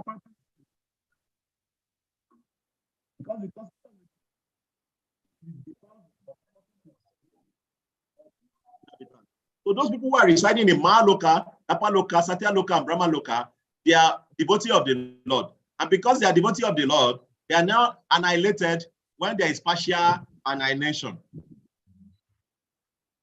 So in this verse 1 to 9 now we are reading is describing the Sarga, the primary creation. So from next week, Saturday, if there's no any major thing that will make us to do on Sunday again, we never know what is. So we are going to be talking about division of the creation. We're going to be talking about the division of creation and the time's effect on the time creation. So we're going to be talking about the creation in details from the next verses. It's very sweet. It's only in Shema Bhagavatam you hear about detail, hear the detailed description of creation. Any question or comment so that we can end today's section?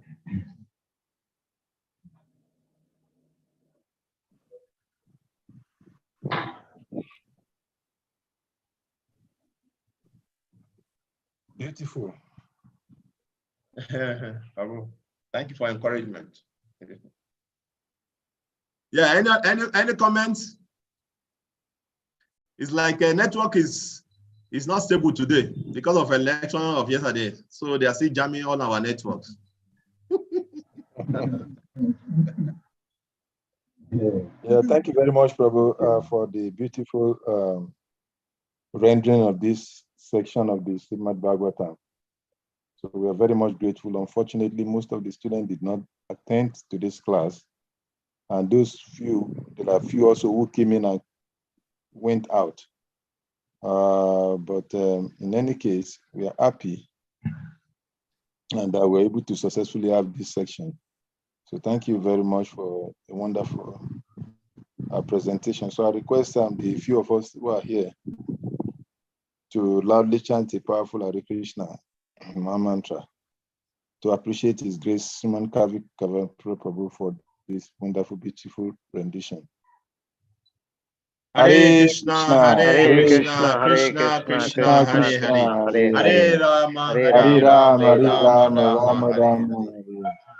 Vanchakarpataru Thank you very Bhascha Kripa Vesaki Sindhu Pasinave Vacha Patitana Pavane Vyo Vaishnava. Vaishnava Nanta Koti Vaishnava Vindeki